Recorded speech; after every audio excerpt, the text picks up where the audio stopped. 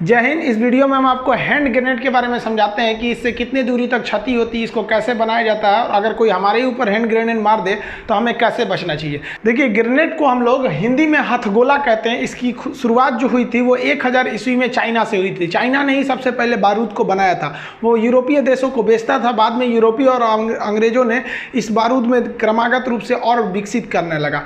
पहले के समय में जो ग्रेनेड थे वो इस तरह से डेवलप नहीं थे, बल्कि उसे एक छोटे से कटोरा टाइप का बर्तन होता था, उसमें भर के उसमें आग लगा के फिर फेंका जाता था, जिससे कई बार वो वहीं ब्लास्ट कर जाता था और फेंकने वाले की भी मौत हो जाती थी।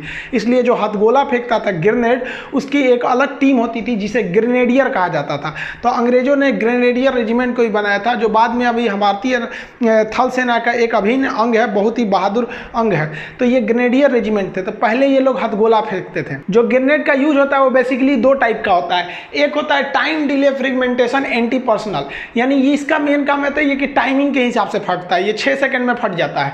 ये कितना भी 6 सेकंड से पहले कुछ भी करते रहिएगा, ये नहीं फटेगा। और एक होता है ना इंपैक्ट ग्रेनेड, इसको टाइमिंग से कोई मतलब नहीं है, जब तक ये टकराएगा नहीं तब तक फटेगा नहीं। दोनों के अलग अलग यूज हैं। ज़्यादातर प्रयोग होता है आपका टाइम डिले का। तो पहले इसको हम लोग समझते हैं। इसे जनरली हम लोग शॉर्टकट में टाइम डिले ही बोलते हैं, इतना बड़ा नाम नहीं बोलते हैं। इसको मूवी वगैरह में भी देखते होंगे, इसे छील के फेंक देते हैं सब। टाइम डिले जो ग्रेनेड होता है, इसका जो बाहरी हिस्सा होता है, आप ये देख रहे हैं दानेदार बनाया गया। इसे सिरेटेड कास्ट आयरन का बनाया गया रहता है। इसके बाहरी हिस्सा को हम लोग सेल कहते हैं, यानी बाहरी कवच।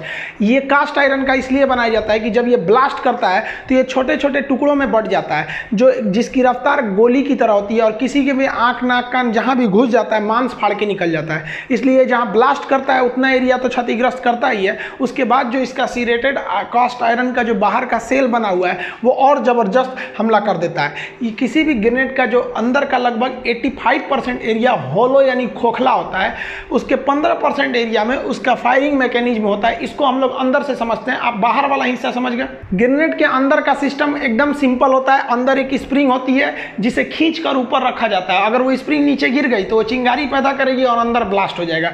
अब इस स्प्रिंग को खींच के रखा जाता है और क्या किया जाता है ना कि इसके बाहर एक सेफ्टी पिन लगा दिया जाता है। देखिए ध्यान से, इसके अंदर जो स्प्रिंग को खींचा गया है, इस स्प्रिंग को बांध दिया जाता है ऊपर ले आकर। ये वाला जो बाहर से एक हैंडल टाइप का देख रहे हैं, इसे हम लोग कहते हैं स्ट्राइकर लीवर। इस स्ट्राइकर लीवर से अंदर वो स्प्रिंग जुड़ा होता है, यानी अगर आप इस स्ट्राइकर लीवर को खींच देंगे तो स्प्रिंग फटाक से नीचे गिर जाएगा। अब ये गलती से भी तो खींच सकते हैं, इसलिए इसे लॉक करने के लिए एक सेफ्टी पिन लगा दिया जाता है। ये जो सेफ्टी पिन होता है, जब तक ये अंदर रहेगा आप इसको खोल नहीं सकते हैं। जहां आप इस सेफ्टी पिन को खींचे, ये स्प्रिंग की वजह से है तो ये अपने से फेंका जाएगा, यानी आपका ये पिन लगा रहना चाहिए यहाँ पर। अब अगर पिन निकल गया तो फिर सेफ्टी खत्म है। ये निकलेगा तो स्प्रिंग टोटल नीचे की ओर गिर जाएगा। तो ये रिंग को हम लोग बोलते हैं सेफ्टी रिंग, और ये वाला जो लटक रहा है बाहर की ओर हिस्सा, इसको हम लोग कहते हैं स्ट्राइकर लीवर। देखिए, जो स्ट्राइकर लीवर होता है ये पकड़े रहता है स्ट्राइकर को। देखिए ये यहाँ पर जो यहाँ पे हल्का सा दिख रहा है ये स्ट्राइकर लीवर, ये तो सेफ्टी पिन हो गया यहाँ पर। ये स्ट्राइकर लीवर यहाँ पकड़े हुए है एक स्ट्राइकर को। ये स्ट्राइकर जो होता है ये क्या करता है, स्ट्राइकर को ऊपर खींच के रख दिया जाता है। ऊपर खींचने से क्या होता है कि यहाँ पे हम लोग स्प्रिंग लगा देते हैं। स्प्रिंग लगा देने से जितना आप इसको ऊपर खींचिएगा, इसके अंदर एक पोटेंशियल एनर्जी स्टोर हो जाएगी और ये क्या करेगा, स्प्रिंग चाहेगा कैसे भी हम नीचे चले आए। अब इसको खींच के क्या किया जाता है, ऊपर फंसा दिया जाता है इसी स्ट्राइकर लीवर में। अब यहाँ पे देखिए आप स्ट्राइकर लीवर में फंसा हुआ है। जैसे हम सेफ्टी पिन को खींचेंगे स्ट्राइकर लीवर फेंका जाएगा स्प्रिंग के दबाव से, और ये जैसे हटेगा, यही स्ट्राइकर लीवर था जो इस स्ट्राइकर को खींच के ऊपर रखा हुआ था। अगर वो चला गया तो ये सीधे स्प्रिंग इस स्ट्राइकर को क्या करेगी, नीचे फेंक देगी। तो स्ट्राइकर दो चीज़ों से जुड़ा होता है। स्ट्राइकर में लगी रहती है स्ट्राइकर स्प्रिंग जो उसे ऊपर खींची रहती है, और उसको फंसा दिया जाता है बाहर में स्ट्राइकर लीवर से। स्ट्राइकर लीवर ना निकल जाए इसलिए उसमें लिए एक दे दिया जाता है सेफ्टी पिन।